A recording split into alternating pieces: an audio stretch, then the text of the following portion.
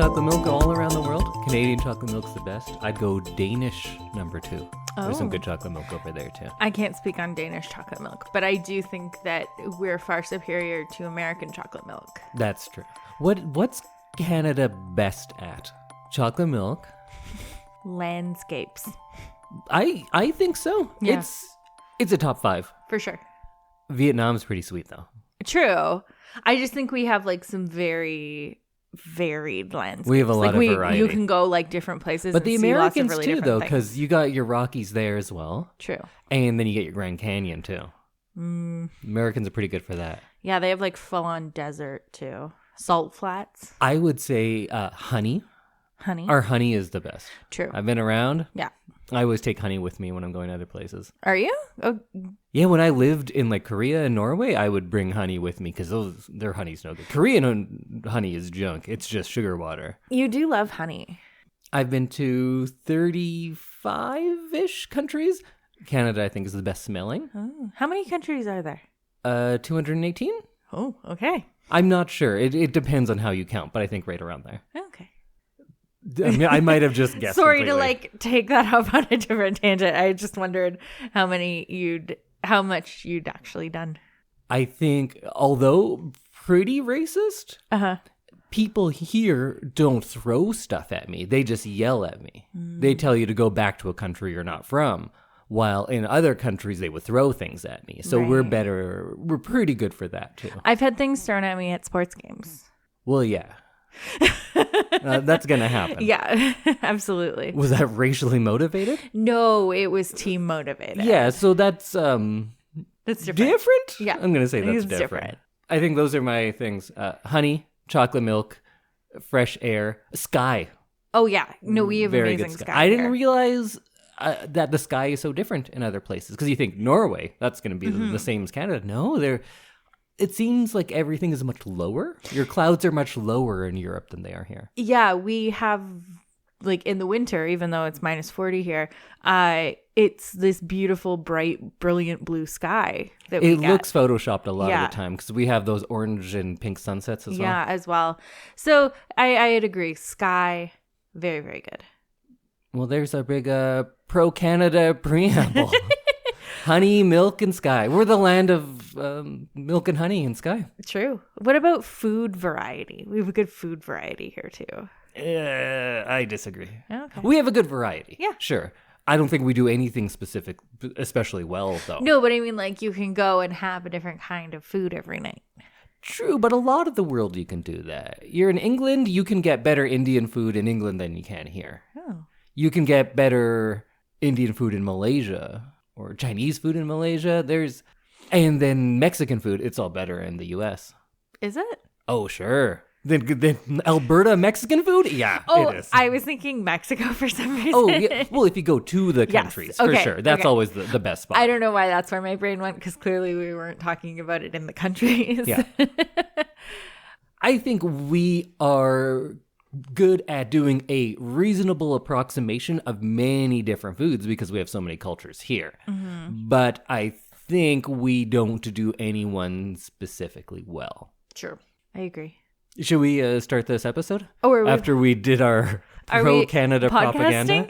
Yeah, I guess we could. Oh, okay, sure. Do you want to kick it off? I'm free. Oh, hello there. Well, they already... Okay, yeah. Go for it. Welcome to another episode of I Love This, You Should Too. And we're proud members of the Alberta Podcast Network, which is locally grown and community supported. I'm Samantha, and that's Indy. We are doing a pre-episode where we're going to find out what Indy is giving us for next week. So our first sponsor of the episode is Taproot Edmonton and their podcast Bloom.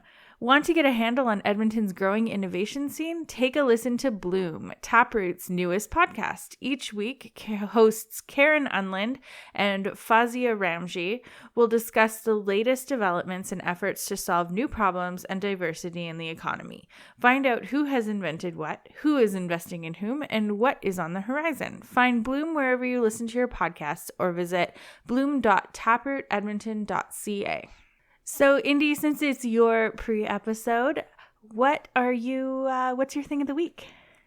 My thing of the week is the American sitcom Fresh Off the Boat. Oh. So in case you're not familiar, Fresh Off the Boat is, like I said, an American show. It ran on, I believe, ABC for 6 seasons from 2015 to 2020 and had a total of 116 episodes. When this first came out, I actually watched the first probably season. I think it was when I was back in Canada for just like a little bit of time and I was living with my parents, and my mother and I would often watch this show together. Oh, that's fun. And it is, I think a really great show. And because it's on Disney Plus, I recently rediscovered it and actually got to watch those later seasons that I didn't even know had come out. So I got to watch the full run of the show and remembered how much I liked it. So this show is about a Taiwanese family living in Orlando in, I think it goes from about the year 95 to the year 2000. So it's a show that doesn't take place when it was airing. It is taking place kind of like in my childhood, and the main character of the show is actually very similar in age and interest to me, so that made me latch onto it pretty quickly. So it takes place in the 90s, back when The Cosby Show and Joy Luck Club, things like that could be major Hollywood things, and it's kind of sad that we're only getting back to allowing non-white families on TV and movies now. Yeah. We kind of peaked in the 90s and then we're like, yeah, no more of that, which is odd because I think this was the first U.S. show to feature Asian Americans as the main characters in over 20 years. Margaret Cho had a show in like 94 that ran for 1 season, and then they never did it again until this one. Huh. So it took a long time to get back to where we were in the 90s. And I think in a lot of ways, we're just trying to get back to where we were in the 90s. I didn't realize, I watched a little bit of this with you, and I didn't realize that it wasn't like now or like 5 years ago when it aired originally. I thought it was like more current. That it takes place in now? Yeah. It didn't seem like the 90s in the show? No.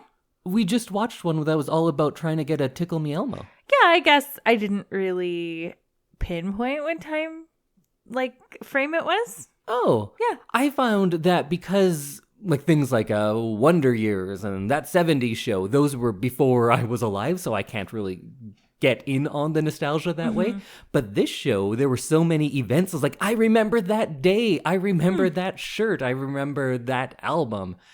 And we were watching one that had like glowworms. And I was like, oh yeah, did you have a glowworm growing up? And I loved it because there's so many things that I remember from growing up that seems like very specific and very of the time to me. But it just felt kind of timeless to me. Oh, cool. Yeah. So it has some kind of big names. Randall Park is in it, Constance Wu. And it was created by Nanachka Khan, who directed Always Be My Maybe, the movie that you liked, which also had Randall Park in it. Yeah, we watched it for the podcast. And Ali Wong, right? Yes. And Ali Wong writes on this show as well. Oh, interesting. Okay. And it is taken from the life of real-life chef Eddie Huang, and it's kind of his autobiography, but they've changed quite a bit and made it like happy and sitcom-y. Yeah. And in the first season, he's actually narrating it as well, but they kind of went away from that. And the show changes a bit because it's mostly about his character at the beginning, and then we open it up to make it really a family-based show. I do like the kind of family hijinks that happen in this show. Yeah. It's like there's always something happening kind of on the side as well. And I think this one I found uniquely relatable to me because the protagonist, Eddie, was about the same age as I was at the time. We're both children of immigrants. We were both 12-year-olds who were really into Wu-Tang and basketball in a place where maybe not everyone else was. And then I watched this and I was like, yeah, I remember that. I remember that. Oh, yeah, these things remind me of my childhood and of my own life. And then I realized, like, is this just what it's like when white people watch, like, everything else? Maybe. Can they always just be like, see themselves in a character? Possibly, yes. That's nuts to me. That all media you consume could be like relatable? Yeah. Yeah. Because when one happens, I'm like, oh yeah, I remember that. And it's such a big deal. And like all of the kind of immigrant stuff, because of course this is a Taiwanese family, so very different from my family, but the immigrant experience I feel is still really similar. So there's all these things like that you have to be 3 hours early for every flight, that if you're going to a movie, you better bring all your food from home. Like all of those things that I feel like so many different types of immigrants were like, yeah, we know that. We all get that. And then I think more than just being an immigrant story, there's a lot of great themes that come up in later seasons about adults finding friendships later in life, still growing as adults. They're not stock parental characters like you often get on a lot of shows. The conflict isn't coming from within the family so much. A lot of family sitcoms, it's the family fighting with each other. And this has like a bit of that, but it's always coming from like a place of love. There's ideas about accepting children for who they are and eventually learning to celebrate that. And it's also about these pressures that parents put on children and the pressures of the children of immigrants to excel and to fit in. And above all that, I think it's just funny. I think it's not mean-spirited or at someone's expense, but it's still also not schmaltzy or saccharine. They have a few like more absurdist throwaway jokes, which I always really like. It gets silly, but it's not so out there that it's still not based in reality and is able to deliver like a realistic depiction of life. And then there's a lot of really fun through lines and payoffs in the final season. I feel like the final season does a good job of wrapping up a lot of those themes. And because it starts out with these 3 children, the oldest of which is probably like 11 or so at the beginning, and we get to see them go through 6 years, you get to see these kids grow up quite literally on the show, and that's really fun too.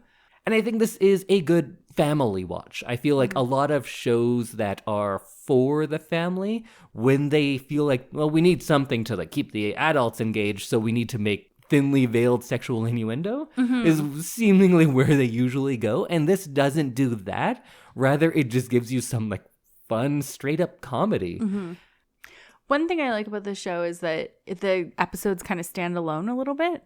Yeah, definitely. I feel like anyone stands alone, but I think more than in most sitcoms, you do get the growth of characters building upon things. The characters do develop over time. It's not just a complete reset at the beginning of each episode. They do stand alone, and you rarely need to know what's going on to watch one episode. Yeah. Sometimes in the season finales, they'll kind of do something that's bigger. But for the most part, yeah, they're all standalones. But I think it is unique relative to other sitcoms because those characters do grow from season to season. It's not just them doing the same bits over and over again. So if you're looking for something to watch that is just light and fun, I would recommend this. I think the comedy does hold up quite well. But if you are looking for something to watch with your family, if you have younger kids and you want to put on something that's still entertaining to you because there's just well-written comedy and some good character development, but you don't want something that is going to be too adult, or have like crude humor, it doesn't really get into any of that territory. The adult humor is just because it's more complex and well-written rather than like, hey, sex. Yeah. Because that's not really a joke. No.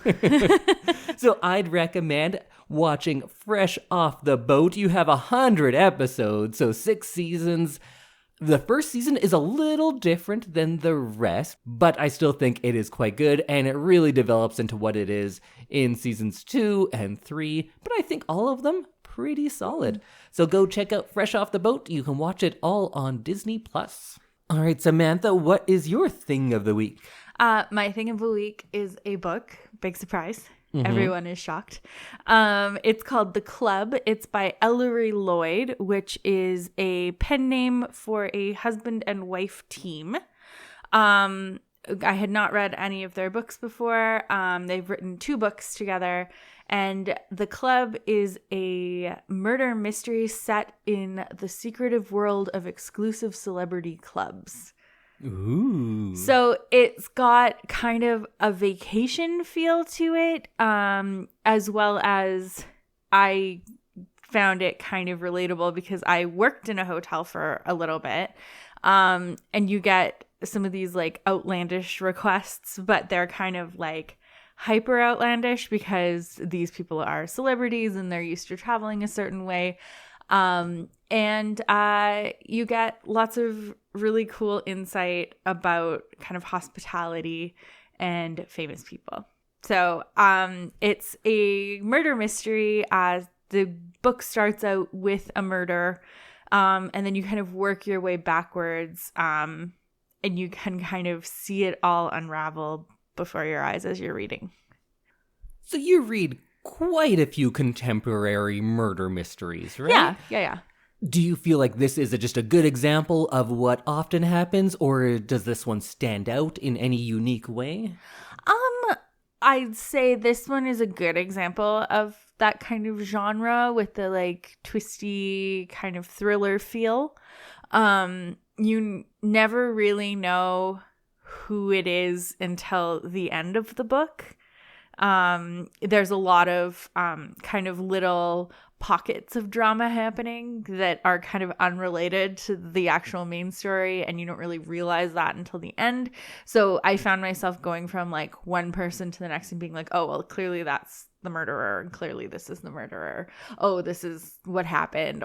And then as those pockets kind of are shown to be just kind of unrelated, it's kind of fun. It keeps you on your toes.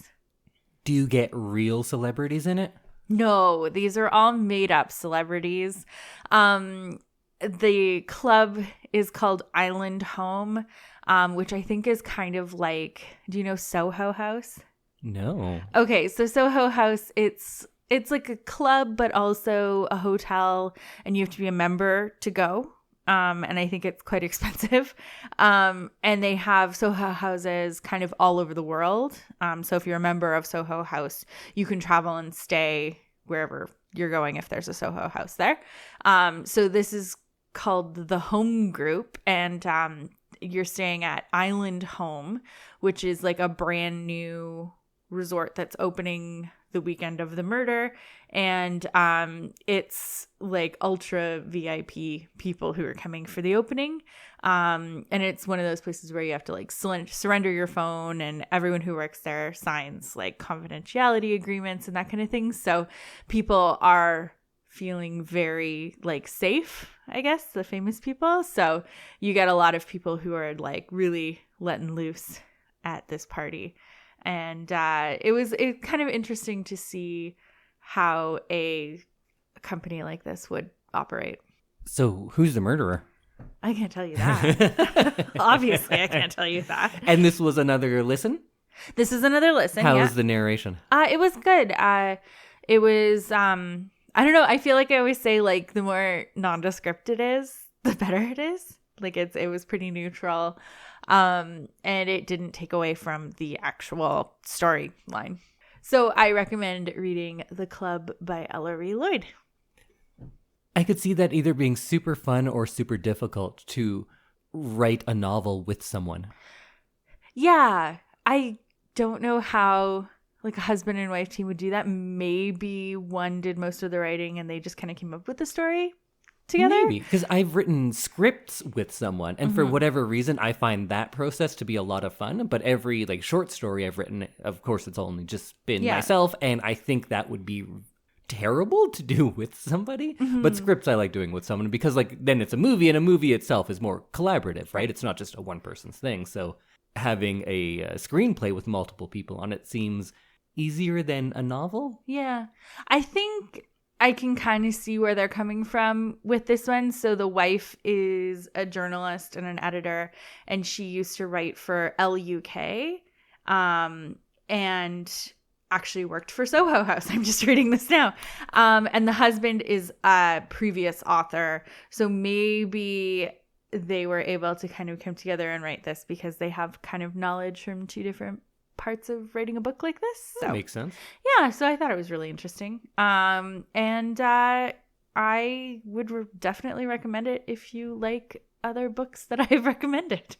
All right, let's hear from our next sponsor, the Alberta Podcast Network, which we are a part of. And let's hear from one of our other shows. Have you ever watched a movie and there was an actor in it that was all wrong for the part they were playing? Have you ever wanted to imagine someone else in the role? Never fear. That's precisely why repodcasting exists.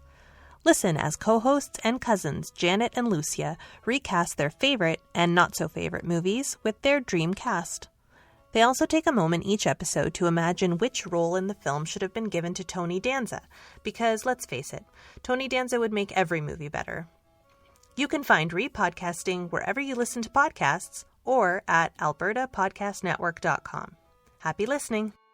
Okay, well, now that we know our things of the week, Indy, what are we watching for next week? All right, so this is my last pick of this season. Mm-hmm. And you know how saying we're going to do our work, so let's get to work. Uh-oh. So much work. It's been this long. It's been almost 200 episodes. And right from the beginning, I kept saying, like, well, my favorite era of filmmaking is the Weimar Republic of Germany. Uh-huh. And that interwar period. And those silent films of like the 19-teens right through the 1930s. Right. And we haven't watched any of them. No, we haven't. And in my mind, in my personal opinion, the big three are Cabinet of Dr. Caligari, which is my favorite, and one of my probably top 5 favorite movies ever. I've heard you mention it. Nosferatu. Uh-huh. And Metropolis. Okay. And I was going to pick Metropolis, and then I was like, ooh, is Metropolis like a 3-hour silent movie? I feel like Sam will fight me. So instead, we are going to watch I Just Missed Its 100th Birthday. I wanted to get it in before the new year, but, we had other stuff going on. Well, it's in honor of its 100th birthday. The 1922 German expressionist horror classic, Nosferatu, a symphony of horror. Ooh, okay, I'm interested. I'm intrigued. And also, this year, its copyright has finally lapsed because it's 100 years old. Oh. So now it is public domain, and it is free to watch on YouTube and many other places. So I'll put a link in the show notes if you want to watch it that way. There are slightly different versions. It goes anywhere from like an 80-minute cut to like a 95-ish minute cut, I think. Oh. So it's not a long one. We are going to watch the Criterion Collection Blu-ray because of course we are. Of course we are. But even if you're watching the free YouTube version, you're getting essentially the same thing. Mm-hmm. There might be things that are a little bit different. I think sometimes they don't do the tinting because it's a black and white movie, but nighttime scenes will be tinted blue, and that makes a difference in my opinion. So you can like tell. Yeah, because or else it seems too bright. Right. Right? And when it's all tinted blue, you're like, oh, it's nighttime now. And that makes sense because it's a vampire movie. Right. So if you don't know, Nosferatu is a German film, again, from 1922 by F.W. Murnau. And it has Max Schreck as Count Orlok, who is essentially Count Dracula. And it is based on Bram Stoker's Dracula. And the names were changed trying to get around any copyright infringement, but it was sued by Stoker's estate, and that's like a whole thing. But we don't need to get into that now. But it's essentially a retelling of the classic Dracula story, and it has a vampire in it. And I think it's really important because of all... You know how I just love my German expressionism. I'm not going to go on about why that's so important now, but... The shorthand version is it created a lot of the things that we now take as granted as that's what a horror movie is. Right. That had to start somewhere, and it started in things like Cabinet of Dr. Caligari and Nosferatu, which came out just a couple years after. And I know it's going to be a hard sell. I get people who try to watch the movies we talk about probably don't want to watch a silent movie. Mm-hmm. And I don't know a good way to convince you instead of saying like, no, you should. just give it a shot. I'm excited to try something new. Yeah, just give it a shot. If you like smoking a joint, do that. Watch this. If you like having some wine, why not have wine? I do love watch wine. Nosferatu. Okay. It's not very long. It is going to be a bit slower paced than a lot of movies because it's 100 years old. Right. So, but I think it is fun and enjoyable, not just in its historical aspect, because like Citizen Kane, there was a lot of things we talked about, like, ooh, this is impressive because they're the first ones to do it. They created this. But past all of that, I think that's just a good story. Same with this. And I think the things that they created, they're also doing well. And that's enough for me to find the movie still enjoyable. It's not just a historical text for me. I think it's a good movie. I think it's fun to watch. I think you need to be maybe in the right mindset. Right. I think that goes with a lot of movies, though. True. Very true. I just think there's a lot of movies that we were talking last episode about how a lot of movies, the appeal is there's no work and it's easy. You just put it on and you don't need to think about anything and you're out. And this one might, because it's something that we're not used to, it might be a little bit more work. Okay. But still, it's not a lot. You just sit there and you watch the pictures, you listen to the music. There's less stuff to follow, honestly, because you'd only get those intertitles every now and then. Oh, okay. And there's no speaking in it because they didn't have that ability yet. I'm cautiously optimistic going into this. I think that's way better than I was expecting, so I will take it. I think this will be an interesting lesson in Indy's film school. Yeah, it might be that, but it might also just be a lot of us being like, "Oh, that was really cool. Yeah. This part was fun," and we can just talk about it like we would talk about any movie. But I think there'll be things that you see and you'll be like, "Oh yeah, I've seen that so many times," and rather than just falling in the line of a lot of movies that are doing the same thing. In this case, we'll be like, yeah, they're the first ones to do that. That's cool. For a lot of it. And I think following like Seven Samurais, it's fun to see where things originate. Yeah, we're getting a lot of older movies this season, but I haven't done many foreign movies. So I thought I'd finish off the season being old and foreign. Old and foreign. The Indy Randhawa story. Well, I will put a link in the show notes to a YouTube version if you'd like to watch that. And also, you could probably find free versions on like Amazon Prime, things like that. And just go to your local library. If you're in Edmonton, you can get that sweet Blu-ray Criterion. Ooh, it's the official Indy way to watch movies. Blu-ray Criterion's often, if available. Why not get the best one? Go for it. Yeah. Okay, well, I'm excited to watch this movie and talk about it. And this will be the first 100-year-old movie we've talked about so far. Whoa, So how is that's that possible? How is that possible? Because I'm still trying to get people to listen to this. Oh, true. Okay. Although you wouldn't know it from some of my picks. I look forward to it. All right, well, let's go watch a 100-year-old movie. Okay, sounds good. I'm going to get some wine. Bye, everyone. Goodbye.